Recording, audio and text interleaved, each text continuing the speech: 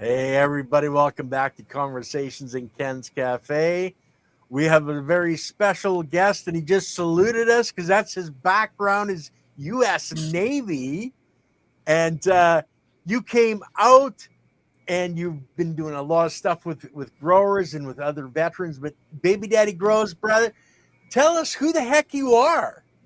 Man, thank you so much for that great introduction, Mr. Somerville. So, for the people that have just started to follow me, I go by BabyDad Grows on Instagram. I also go by BabyDad Grows on YouTube. I am a U.S. Navy veteran after 21 years of honorable service, faithful service to the country. So, I can tell you about my story growing up in South Carolina. I can tell you that I've grown up in gardens from probably the time where a young kid growing up in gardens with my mom, with my aunt, with my uncles, and just having a family garden and not just only having that garden for our family, but also having that garden for a community garden. And so for me, that always stuck with me as I continued to go through my military career. I had always thought about growing, and I had always thought about not growing so much as cannabis or this plant that we all love or go by cannabis. I always thought about growing just fruits, vegetables, and herbs. Mm-hmm. And so as I continued to progress through my military career, I was in an accident.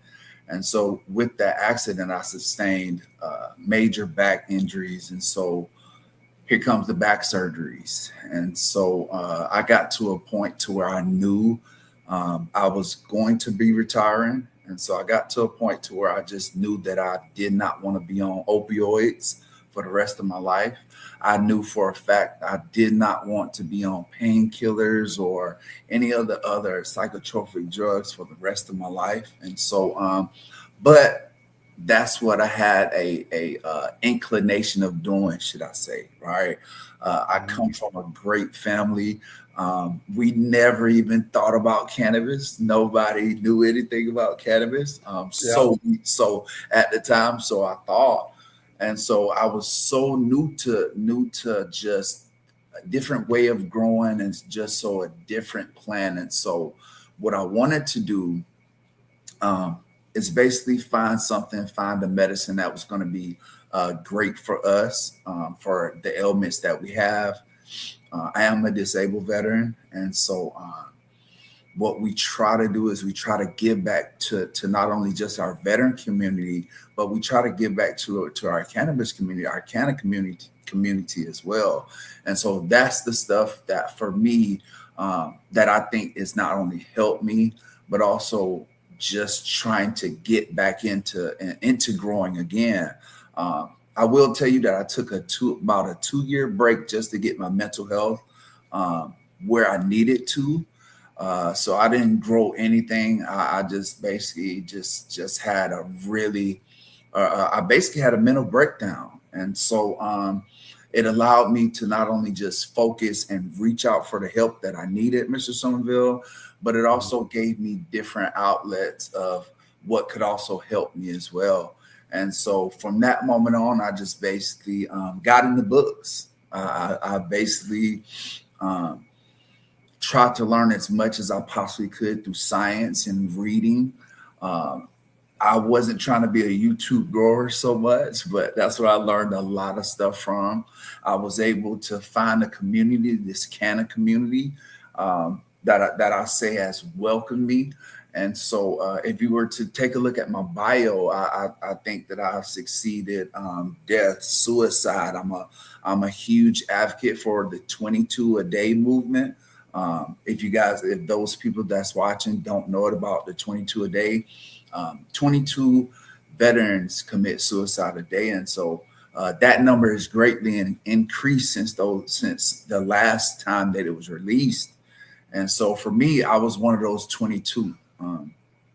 I got to a point to where I didn't think I was going to be and do what God put me here to do, and so I just wanted to end it. And so I can tell you that I've had other friends take that route, and for me, it just opened my eyes. Cannabis just opened my eyes to just a different a way of healing not just a way of healing for me, but also just a way of reconnecting through Mother Earth.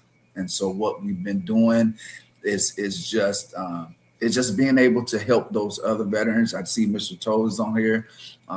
Big love to him and everything he's doing. But we've taken a snapshot of basically what we've learned from a lot of people, you included, from Boneyard Seeds NorCal, from all those cheddar bobs and those great growers and in this community. And so we've learned so much, and we've not only just been able to give back, but what we try to do is also help other veterans and along this medicinal journey too, as well. Because for me, being a veteran, I try not to tell so many people, as a veteran, because I'm still fighting every day for those benefits that so many deserve. But also just being just somebody that also those other veterans in the community can take a look at and say, you know what, if he can do it, it's easy. It's not so much easy to do, but we can do it the same way, And for me, growing has been not just therapeutic, it is my therapy. This right here is my therapy. Doing these shows are my therapy. And so I think the more shows that we do, the more places we'll be able to reach, and a message will be able to relay a message of just sharing community, because it's not just me. It's people all over the country. You know what I'm saying? That's went through the same stuff that I went through as a veteran. And so we basically want to give back and help, and that's why we're here, Mr. Somerville. Well, before the show, I actually mentioned this: is one lit candle can light many without ever diminishing its own light. And you, my friend, have become one of those lit candles. You had to take some time off and get yourself straightened out, and we really appreciate that. And when you help other people, that's helping yourself too, because it's a positive energy exchange. And it's the same energy exchange you get when you go and sit in your garden and meditate. And I know Mr. Tony does that as well. Sits in his garden to get that energy coming from his plants that help to focus and bring yourself back into your core being. And there's a lot of people out there that have been damaged, and it's not just in North America. It's a lot of global things have happened, whether it was the vid or anything like that. We only necessarily tell people, oh, okay, you've got PTSD because you're from the military, and that's the main route. But if you're a firefighter, a policeman, if you've had a traumatic experience, you can have that PTSD as well. And I know from my own experiences of being injured and sick that the cannabis has helped me regulate my mental, acuities to not go down that path. But it's making that choice every morning not to get up and be angry, but to get up and be happy and healthy and help people. And that's what you've been doing, my friend, because you're helping the veterans. But even more than that, you're helping anybody that finds you that wants to grow something healthy. I know you watch our shows. You watched, you started out on the Future Cannabis Project, is where I first met you and a lot of the people there. And Absolutely. in that community, you've been able to pull a lot of people in and gain a lot of knowledge. But now you're sharing that knowledge. So tell us, what's one of the main things that you want to tell people, whether they're a veteran or not, to get started? Where do you tell people to set their foundation? Me personally, I would tell people to start soil science. Right now, I am a horticulture major right now. And so we've been able to learn so much about soil science. We've not only just learned so much about soil science, but plant science. I've taken some of the hardest classes: crop science, plant science, soil biology, and it's all just a culmination of what eventually what I will be is what we call a crop production manager. And so but yeah, being a student and not only just being a student, but I'm also learning as well. So I like to, when it comes to growing, I like to do a lot of things by science. I believe that for me, growing in living soil for me is the best way that I can grow. When people ask me, how do you get started? I tell people that the best way is just to start by growing something. Let's take a look at vegetables. Let's not focus so much on cannabis. So let's take a look at vegetables, because I grow fruits, vegetables, and herbs, right? Start off with just something small. Radish. A radish is one of those things that's very easy to grow. It doesn't really care so much about the soil, but just know that a radish is one of those easiest things that you can grow. You know what I'm saying? And so start off with the vegetable. Start off with something that you yourself are going to consume. If you don't consume it, maybe your family or somebody in your neighborhood will. Also, what I tell people is focus on why the plant, what's the purpose of a plant. A lot of people don't have to get so deep into science like I like to say, or like I'm involved, right? But I like to tell people just think about how the soil helps a plant, or think about what a plant needs to grow. All right. Focus on the basics of a plant. Why is a plant here? You know, to make more plants to reproduce. And so when we start to figure that out, and once we start to put some things together, we can realize that it's not so hard of a thing to do, you know. But also I tell people to start off with just following somebody that grows like you. Not only just grows like you, but just that you want to try to emulate. You know what I'm saying? It's the same thing when I was in the military. I always had a mentor that I could focus on, somebody I was trying to emulate to get to where I needed to get. So that's what I did, man. And so you don't have to be so much of a science major to grow. But the thing is, I don't care what you grow. I just want you to grow.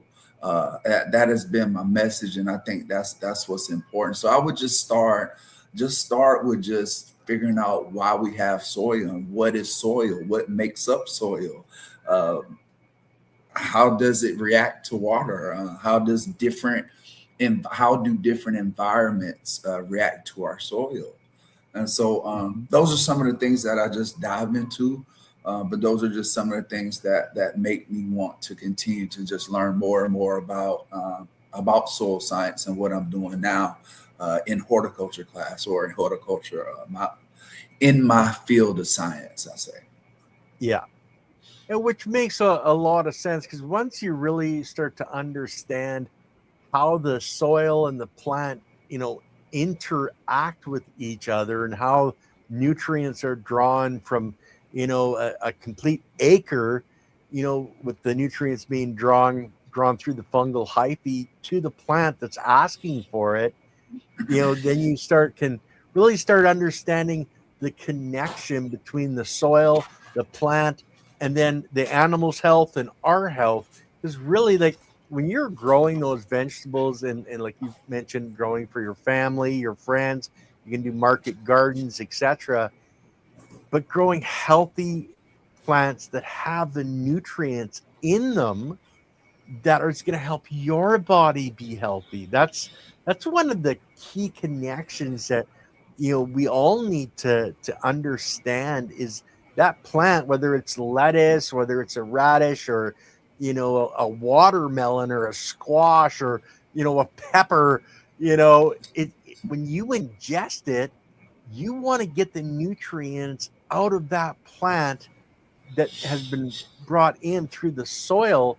And that's why we always say feed your soil, because that's feeding your plant, and then that's feeding you. And that healthy, food going into you can help you balance, and it helps with your mental health. It helps with your physical health, and I think that's one of the things, my friend, that, you can really push is, that these things are designed for us to be healthy. Our bodies aren't meant to break down as fast as they are. But then you look at the 1920s to now, and the amount of nutrition that's in the food that we're consuming, you'd have to eat, 100 pounds of lettuce to get what they used to get from, one head of lettuce. So by bringing that nutrition back in by the methods of understanding the soil, understanding the biology, and how to add the right nutrients into your soil to get those plants so healthy that when you consume it, it's like, oh man, I didn't know lettuce could taste like that. Absolutely, Mr. Somerville. Yes. And like Lily says, my happy place is in my garden. And that's, Absolutely. oh, pussycat. And we love animals, so like they can run across as long as they're not hitting the escape button, right? Yeah, yeah. Sorry about that. I just became a cat dad not too long ago, so my kitties are just yeah. So I have two cats, and so one of them is very lovable, and the other one is not so lovable, and so yeah. So it's a mix of the two, So yeah, it's just fun for us. Yeah. Well, we had one that used to hide on top of the cabinet, and you'd walk in, and it would pounce on you. She used to do that when she was a kitten. When she was small, when she was a kitten, she used to hide behind things. Yes, sir. Yeah. Attack cat. Yeah. So yeah. when you talk to people, and like you're going to school and learning all about this, but when you talk to people about, growing in a living soil, what would you say is the place to start with, taking your soil and creating, instead of having dirt, into a soil? Man, it's so that's a great question. Thank you for asking that question. What I tell people, the basic start off when we talk about living soil, I want to say is one of the most people think it's so complex, and it's really not. But the way that I think about it, and the way that I've been able to grasp this, Mr. Somerville, is I've been able to basically just break it down and say it's growing with nature, right? So if we think about what growing with nature means, that means that we have to think about when we put our plants out at a certain time, right? Because if we don't, we know that plant is going to flower, right? Or let's talk about vegetables. When we put our vegetables out, what if we put our vegetables out and our crop pressure or our pest pressure is super bad at the time, right? And our vegetables get demolished. Well, guess what? We can apply that same principle to our cannabis plants, all right? When it comes to growing with nature, that also involves growing with the environment too as well. Here in my environment, I have what they call a Mediterranean climate. So I feel like we can grow pretty much anything. I think we've been blessed to be able to do that, to grow a lot of different fruits, vegetables, and herbs. So it's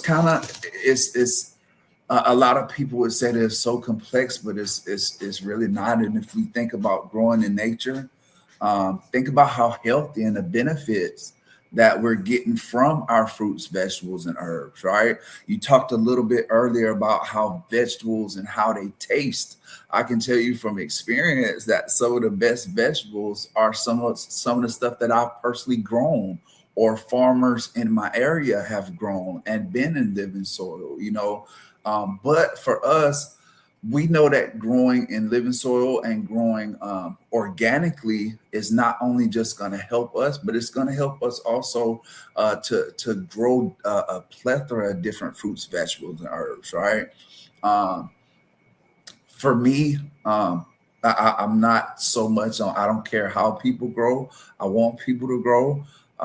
There's so many different ways of growing. We got hydroponics, we have living soil, we have Trader grows. There's so many different avenues, but for us, growing in living soil is not only just healthier, but we want to look at the long-term effects of helping our environment too as well.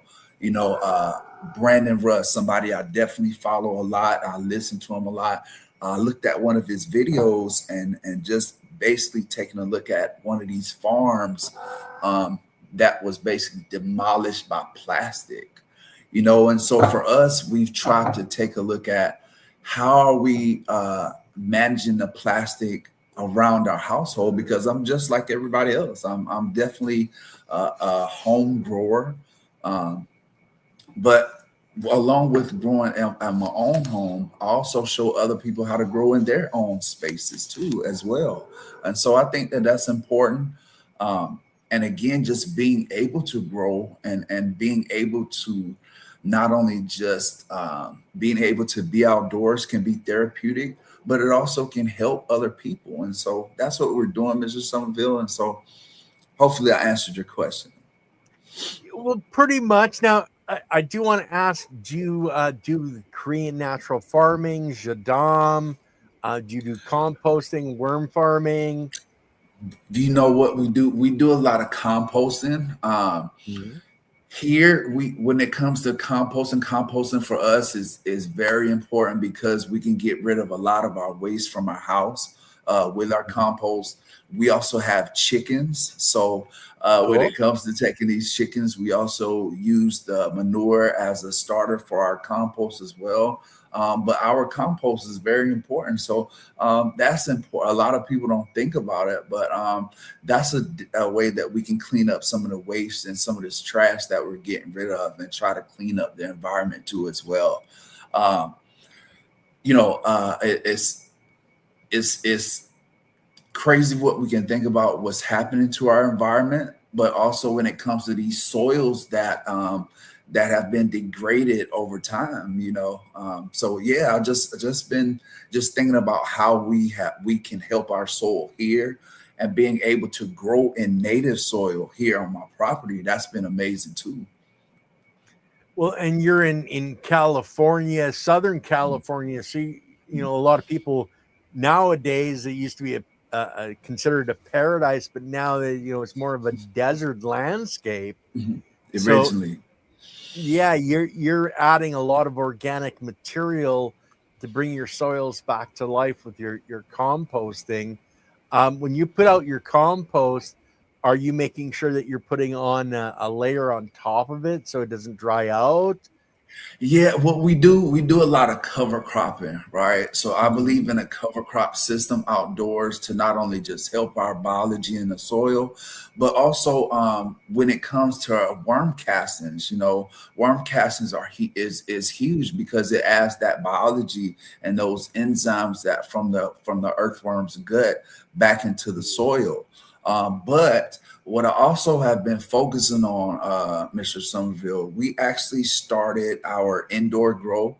So for those people that it was our very first indoor grow, we were able to grow some plants to the best of our ability in that indoor grow. So we had to learn about our environment, our DLI, our VPD, our EC. So it was a lot of stuff. And so for us, it had to be living soil. You know what I'm saying? And so I can tell you that I didn't do any, we used as much dechlorinated water as I possibly could, not reverse osmosis water, but dechlorinated water. But I know for at a certain point, when it comes to dechlorination, a lot of those chemicals still are, some are still in there. So we still try to be as organic as we possibly can, right? But going indoors basically it may have changed the way I grow for probably, for ways for a while to come, because technically what I'm trying to do indoors is bring my outdoor experience to my indoor garden. That's basically the only thing I'm trying to do. But what helps me out is having a great worm population in my earth boxes. What also helps me out is growing inside of an earth box system, Yeah. learning about how those plants respond and how it's basically a sub irrigated planter, and seeing that those roots hit the bottom and those that's going to just feed the soil. So it's yeah. So I thought I was thinking to myself, basically the best way to grow indoors would be in an earth box system for my setup and what I have happening right now. Well, and that's the thing, we a lot of people online, it's you got to go this way, this way, this way, but in your environment, you have, so many options. You're in a house, or you're in an apartment, or you're on an acreage, or, a small house, large house, you have a garage. Everybody can be different because their environment is that much different. Their availability of both money, time, and space is different. Each person can choose what works best for them in their Absolutely. environment. Like you can't Absolutely. have an 8 by 12 grow tent if you have a 1 bedroom apartment, and you would have no place to put your bed. Yeah. Oh, Absolutely. Yeah. so Priorities, priorities, priorities. yeah. Yes, sir. Do you do any foliar spraying or anything like that? You know what, Mr. Somerville, with this first grow, we didn't do a lot at all. We basically was, I think I made, well, I know for a fact, I made 2 compost teas. Mm-hmm. Um, Other than that, it was basically water only. I'd used what I thought would be some good starting soil, which was Builder Soil 3.0.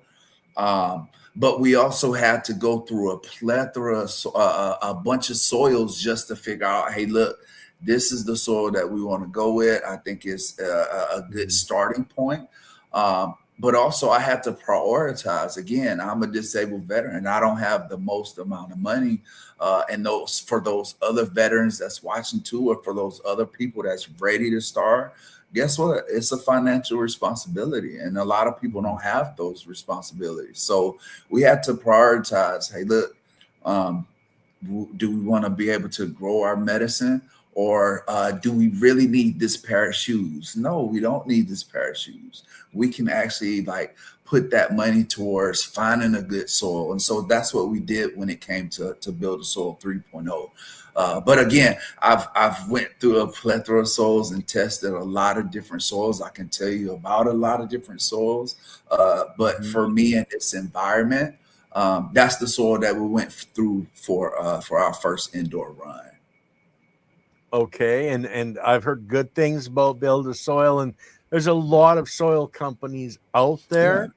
Um, and if you really need to build your own, where you're not having Hmm. to buy anything, 30% sand, 30% silt, 30% clay, Clay, uh, 10% organic material, organic throwing material. Yes, throwing sir. some biochar if you can, get some, and you could create your own soil. But the key is to let it cook for Look, 30 days. Basically compost it, because it doesn't matter. Even if you're buying a soil, like even like Build a Soil, I would put it in compost for 30 days so that you can make sure that the biology that does exist has proliferated properly. mhm, you know mhm. um, there's so many of these soils. I know I bought one where I had nothing but fungus gnats coming out of it. Is Absolutely, Mr. Somerville. Yeah, man. Once I Yes. throw it in my compost barrel for 30 days and I composted it, not a problem Go. anymore. Right? So Yeah. there are ways, and I know that I've done shows on in conversations in Ken's Cafe on building your Mhm, own soil, so you guys mhm, can check that out as well. If you've never done biochar, we've got lots of videos on biochar and how to make it, etc. mhm. But it's what you can personally do. Like, okay, I like my back's shot, my knee is shot, my stomach is shot. I've had numerous surgeries. I can't physically do a lot. Look Mhm. at Tony in his wheelchair Mhm. and the Mhm. things that he can and can't do. So take into account your situation when Mhm. you're searching for videos on what to do and how to do it, and do what you can do with the availability. Now, you say you have chickens. Are you taking those chicken eggs, keeping the shells, washing them down, and making a water soluble calcium out of those? We do, we do. Okay. We make calcium, our own calcium. A lot of our amendments that we use are for our outdoor gardens. Yeah. We haven't really used any for our indoor gardens. What we want to do is just basically get up a great diverse micro population in our outdoor soils. And I have a greenhouse or a hoop house Cool. that I also grow in. Inside of that hoop house, there is some living soil beds, some grassroots living soil beds, a 3x3, a 4x4, and also I have a 4x6 by 3, I think it is. And it has earthworms. It has pretty much everything. A diverse population of microbes, should I say? All right. We make compost teas. I know what the science says. I believe in compost teas. I really do. Um, but I've seen my plants respond as well to compost teas in my environment. And Mhm. so that's why I think that those have been key for me for my outdoor growth. Um, and yeah, so like I said, just being able to come indoors and being able to bring a little bit of that same mentality, especially a lot of people don't think about it, is IPM when you're indoors, right? Your plants can get bugs indoors, so it's Yeah. all about having healthy practices and being able to not only just grow outdoor and grow indoor, but also knowing, hey, look, do I really need to go in there and check my plants after I've went outside? And you know what I mean? So those are the things that we had to learn about. A lot of things that we learn about are pathogens as well. Um, yes, sir. Shout out to Ho, what you got, man. Definitely, and like I said, we just been learning so much, and being able to apply some of those outdoor principles indoor have been great, man. Have been great for us as well. Well, and the key understanding, and it's for any organic life form, whether it's us or our plants, is it's all about the biology, because it's the biology that literally builds the cell that makes up us, that makes up our plant. So if you can create a healthy cell, you create a healthy plant. And so Absolutely. look at the periodic table of elements, other than the ones that are man-made on there, Hmm. are Hmm. naturally supposed to be in our environment. So Environment. you know, having the calcium, remembering that carbon is the foundation of all life on our Yeah. planet. We're Yeah. carbon based, so are all of Mhm. our plants and animals. And are you adding carbon? Have you, put in calcium? Have you put in magnesium? Are you adding any of this stuff? Are you just hoping that it's going to, be around? So that's one of the things that, in your studies, when Mhm. they're talking about, plant growth, are they still talking only NPK, nitrogen, potassium, and phosphorus? Or Absolutely not. have It's expanded now? Yeah, it's a little bit different. We talk about the trace minerals that it takes for a plant as well. But for me, um, growing in our native soil, guess what? Whether that soil is clay based, whether it's organic based, whatever the situation may be, guess what? In that soil, um, you have those minerals in that soil, in that native soil, without anything naturally. But guess what? It needs to be unlocked in some form or fashion. Okay, whether you're growing in a clay soil, whether you're growing in a loamy soil, in a sandy loamy soil, yeah, that stuff just needs to be unlocked. And so, with our native soil, with our native soil, we have to build that soil up and get it to a point to where it is ready to grow crops, right? So Mhm. when it's not growing our medicine, our favorite medicine, guess what it's growing? It's growing vegetables, right? If it's Yeah. not growing vegetables, it's growing a cover crop. If it's not growing a cover crop, it's growing some kind of lentil that provides nitrogen to the soil, or some kind of bean that helps provide nitrogen in our rhizosphere, you know. And so outdoors is where we learn so much about nature, but also we learned about some of those things that can help us in our environment, like companion planting. A lot of people don't think about companion planting when it comes to pest pressure. Guess what? That Yeah. basil may help us. You know, that basil has a terpene in it that absolutely roots in the soil. So yes, and so those are some of the things that we know help us out in our native soil. But when it comes to indoor, we may have to add some calcium, or we may have to add some trace minerals. I had to basically reamend and restart what I call the 3.0, because I'm really trying to see how those earth boxes perform in a back-to-back run. Should I have started a cover crop in there or not? You know, and so those are some of the things that I'm testing. But also, those are some of the things that I definitely, when it comes to growing my medicine, I want to grow a plant to the best of its ability. I don't want it to have I don't want to have it bounce back. You know, I want to have that plant do as well as it can in that environment. Well, the one thing, if you're using just like a potting soil that Mm, doesn't have the sand, the silt, the clay added to it, you're mm, actually going to have to keep adding to that soil a lot more than if you had that mix, that 30 30 30 mix, mm, because in that mix is, you know, the foundation of, you know, where these minerals, etc., are coming from. And it's like a what I relate it to, like a mining operation, where, you know, you're only getting, you know, X out of this section, but you dig deeper, you're getting this. Well, it has to have all those different components for it to have a cycle of everything being there.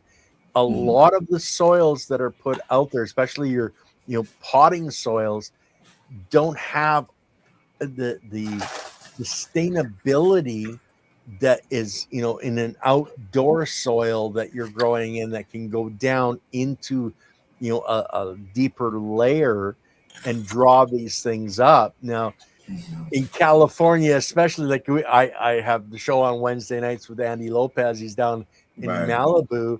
They don't have Mhm. soil; they have dirt. It's dead, and, you know, that native soil that you're growing in down by San Diego. I'm hoping isn't just dead dirt where it's already come back. You say you've got worms, etc. So it's not just dead dirt, but uh, Yeah, we had to build that soil up. You know, yeah, it took a lot of compost, a lot of earthworm castings, not so much biochar, because a lot of people think biochar is really expensive, and so we didn't do biochar. But what we did, we added some potash from our basically our fire pit, and what we try to do is mhm, add those natural things just basically from what we have here on our property. And so but we buy a lot of our products. And so but we do that to not only just help ourselves, but to help the community and be able to realize, hey, look, this is one of these products that work. It worked for me in my environment. But just yeah, keep in mind, it worked in my environment. Your environment might be totally different. And so because it works for me, it may not work for you. And that's yeah. the same thing I tell people about our endocannabinoid system. You know, that I'm definitely learning so much about.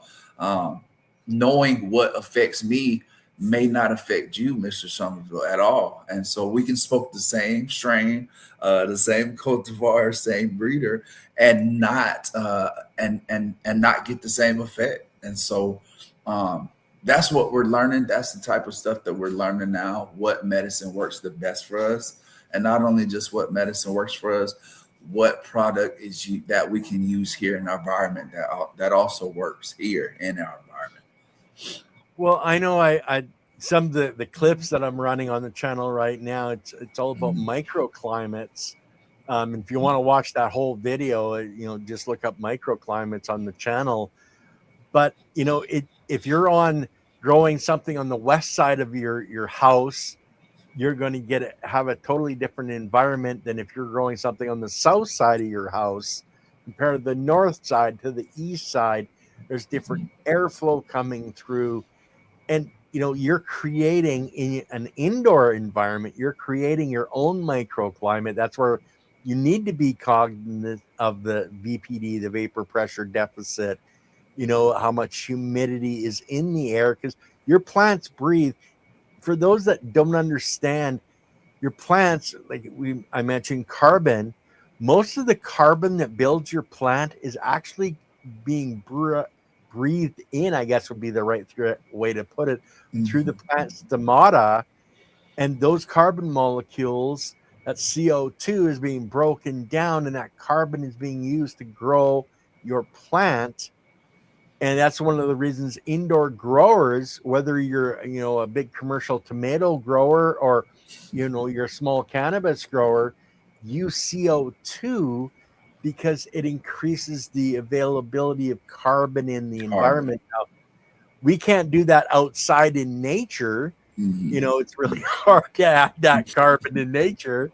But in an indoor environment, you can do things like that. Now, you have your indoor grow for cannabis. Are you adding, excuse me, any cover crops in those pots as well? Because, guys, if you don't know, energy into the soil comes from the light to the plant, down through the root system to get the energy down into the soil to energize the biology to do its work.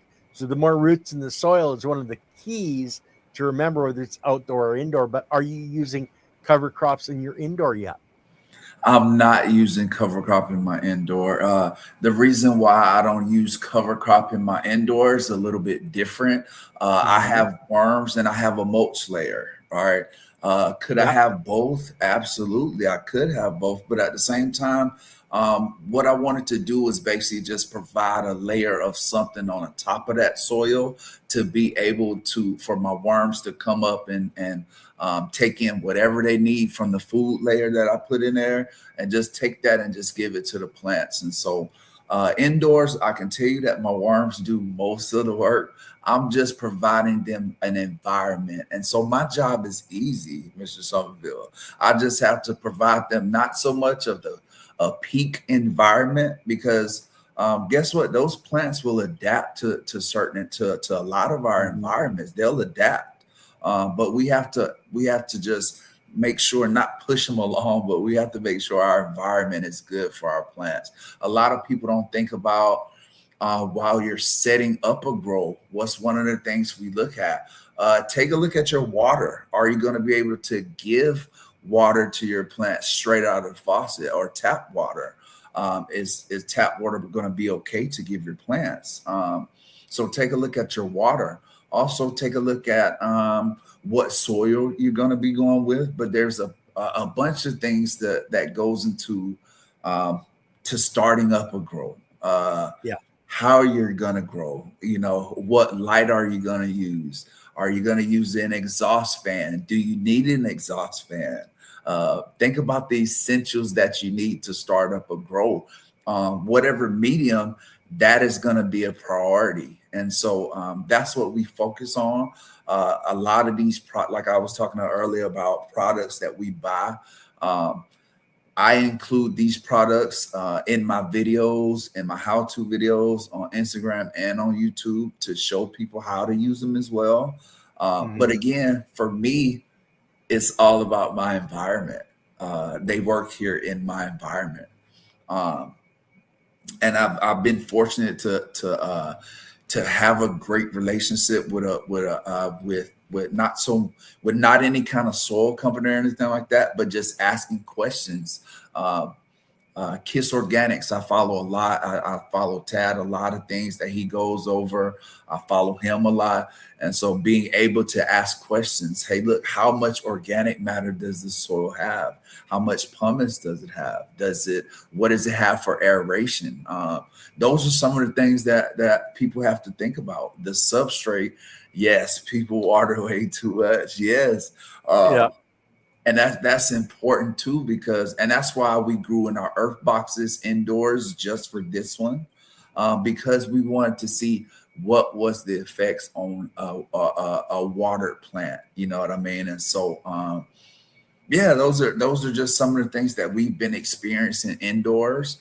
And again, we're new to indoors, but a lot of things that we've been experiencing have been just flaws in our environment. Well, I want to mention a couple of other things is your electrical system in your house. Absolutely. How many watts are you pulling through? Do you need to add a couple of breakers and separate things out? Mm-hmm. And then you're growing indoors, moisture that's coming off your plants. Your plants are breathing. Mm-hmm. You're having this moisture in. Are you in an environment where you're going to have a problem? With, mold ending up in behind drywall, things like that. These are some of the other things that you need to think about if you're doing an indoor grow, that a lot of people, I'll just plug this in, and all of a sudden they're burning their house down because their electrical wasn't any good in the first place. Yes, sir. Yes, sir. Absolutely, man. Yeah, there's a lot of things that go into it. But I think just basically just having a journal. I had to write stuff down, Mr. Somerville. Yeah. Yes. I'm one of those people, if I go in there and I see my plants are having a great day and they look happy and everything is, I'm going and I'm taking a look at what's the temperature. I'm going to take a look at what's the humidity, what's my airflow, how's the circulation in the tent, but also just, starting out with this 4x4 tent, it also gave me a good indication of how many plants we can put inside of a 4x4 tent, and so that led us to buying another tent right now that we're looking at setting up pretty soon. We haven't set it up yet, to where we can maybe take a look at maybe breeding at, eventually at some point, But for me, what we want to do right now is just concentrate on growing the best medicine that we possibly can. And so the breeding portion, I think when it comes down to it, every grower as a cannabis grower, your elevation as a cannabis grower should eventually be into breeding. But to get there, we know that we have to learn so much more about this plant. I know that there's so much more things that come along with it. But just starting off is the hardest thing to anything is starting. Is starting. And so we've been able to do that, and we've been able to kind of just do that to the best of our ability right now. And that's fantastic. And that actually leads into this question from Silly Lily. I know you're wanting to help veterans with growing their own herb. Are you finding interest from the veterans? I am. I get a lot of messages on Instagram from other veterans saying, "Hey, look, man, what do you find that's good for anxiety?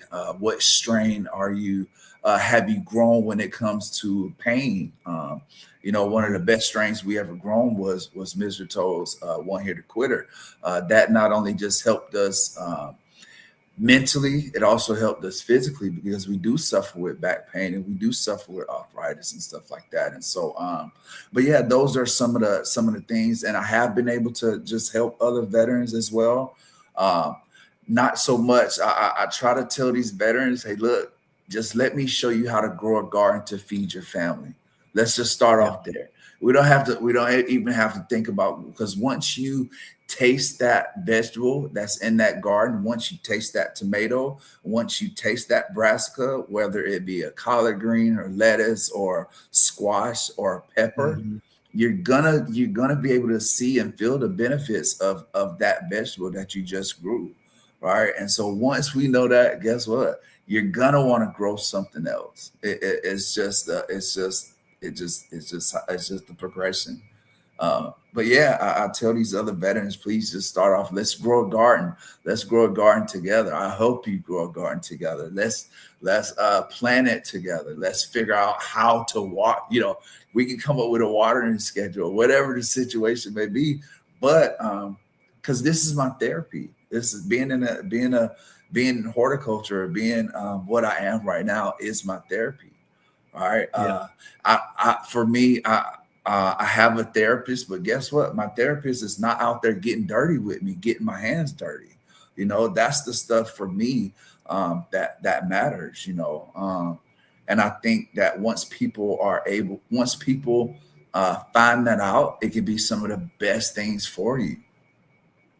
Well, because you're also grounding as well, which is the energetic side of our body being out in the sunlight. The energy coming from the sun that grows our plants, it's good for us too. And we're constantly told to put on sunscreen, and you don't And need cover that those. up. Yeah, don't need those chemicals.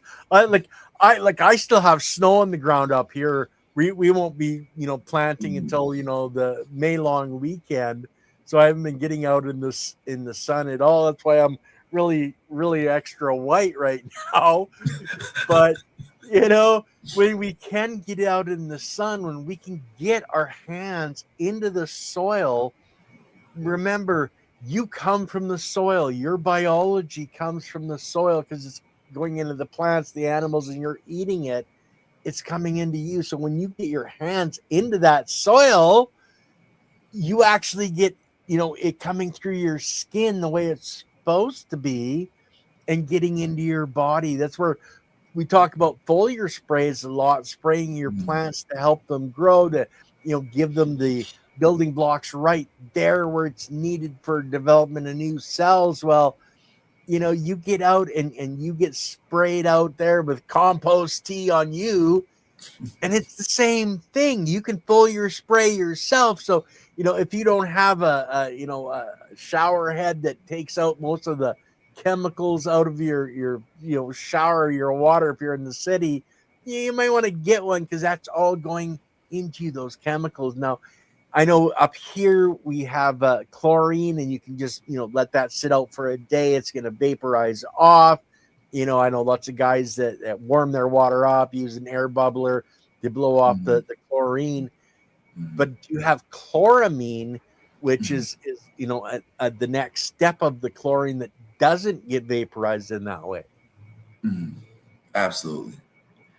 Yeah, so we do a lot when we're doing our compost teas. We let our water sit and aerate for a total of 24 hours, Yeah. hoping that it'll get out as much of the chloramine and everything that's in there.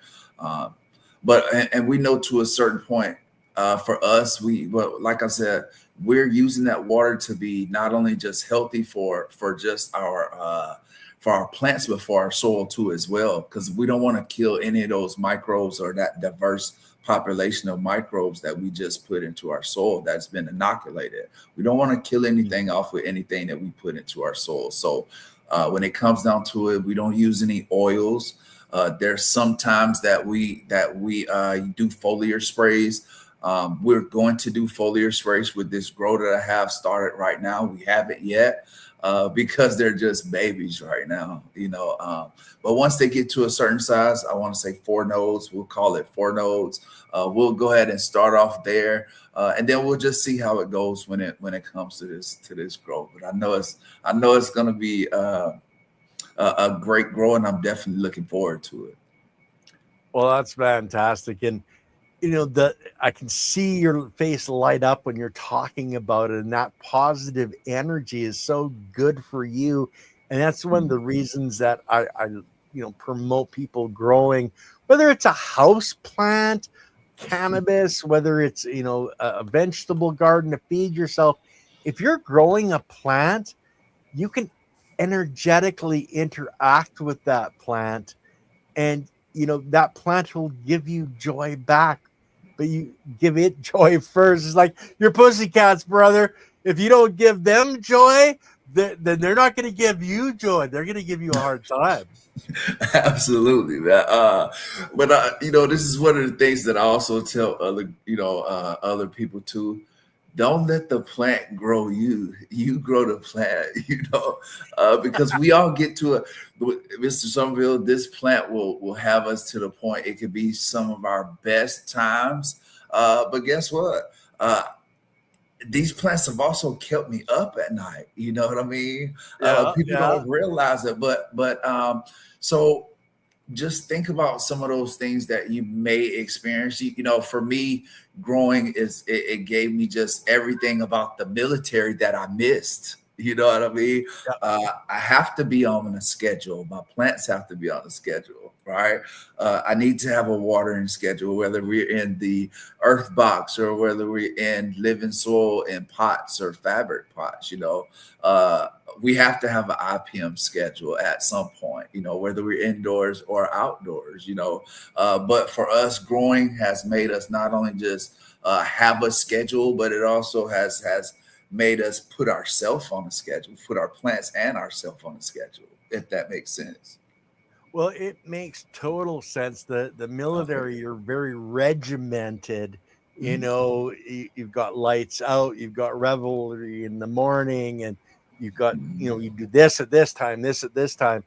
Where you get out into civilian life, and it's like, well, it doesn't matter. You don't have anybody chasing you. You have to chase yourself. You put yourself back into that mindset of, okay, I have to do this between, you know, 5 a.m. and 6 a.m. I'm doing, you know, calisthenics, I'm doing stretches, you know, because it's going to help my body. You know, by 6 to 7, I'm in my grow.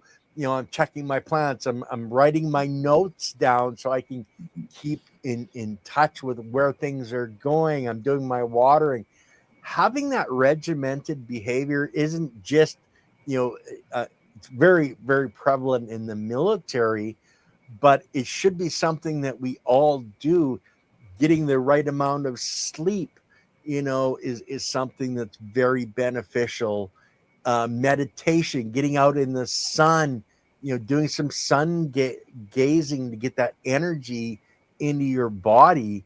But Mhm. you know, my friend, you've been through, you know, years in the military was so regulated.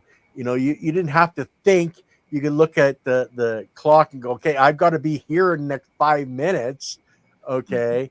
Um, that can actually be very beneficial in your grow if you accept that as, you know, a prerequisite to your growing, whether it's, you know, that first, you know, lettuce seed that you're planting, you know, for your buddy down the road, going, okay, I Mhm. want you to go out there for an hour a day and sit there and watch that grass grow for an hour a day.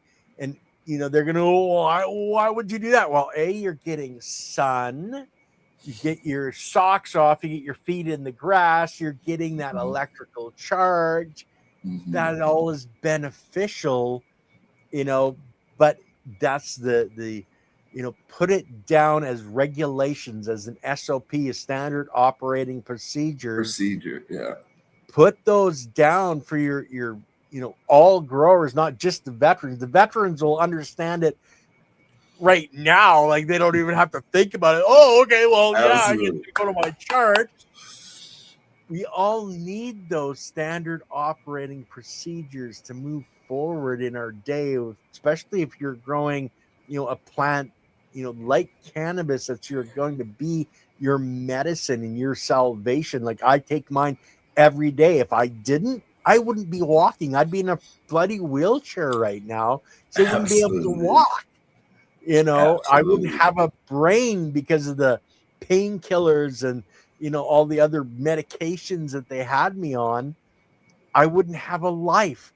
that's one of the reasons that I love cannabis so much, and I can't live without it. And that's one of the reasons I promote it to people, because it doesn't harm your body.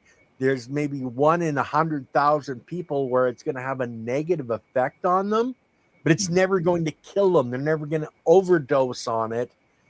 And that's what one of the things I love. It's natural. It's healthy for us, our bodies. If you eat a piece of chocolate, your body produces THC, which is bad for you because your brain's on drugs. So don't eat chocolate. Your brains are on drugs if you eat chocolate. Yes, excuse the fuck out of me, bye. What? Absolutely. I understand. Yeah. But brother, we're at the hour, and I generally try to keep these ones at about that hour mark. So what else would you like to say to people before we get off of the live stream? Man, thank you so much for the opportunity, Mr. Somerville. I really do appreciate you having me on here. It was so great again reconnecting with you and everything, that just being able to watch your journey too as well. It's been great. It's been like my honor, when it comes down to it. I've spent so much amount of my time trying to figure out what I was protecting, but now I know who I was protecting, right? When it comes down to it, right? So I appreciate everybody, always saying, shout out to our veterans for everything. But guess what? A lot of people, it's so different now. A lot of people don't join for God and country. It's just not like that anymore. A lot of people just join to get those college benefits and to get that education, which is great. But at the same time, for me and my sacrifice, I just want to be looked at now as somebody that, I did my time in the military, and that's great. But when it comes down to it, we've learned to grow our medicine, and that's what's been important for us. Is cannabis for everybody? It may not be for everybody. It may not be for you, but at least give something a try. We don't have to be on opioids. We don't have to.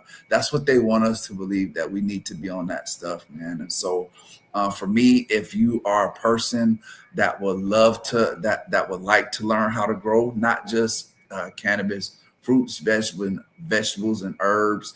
If you can help me out in any way, if I can help you out anyway, I definitely would love to help you out. You can follow me on Instagram. I go by BabyDad Grows on Instagram. Also, I go by BabyDad_Grows on YouTube. We are just bringing over a lot of videos and pictures from our Instagram. A lot of that stuff that everybody will see will be mostly Boneyard Seed NorCal, and most of it will be Tony's gear, right? And so we always want to show love to those people that shown love to us and that has helped us along the way.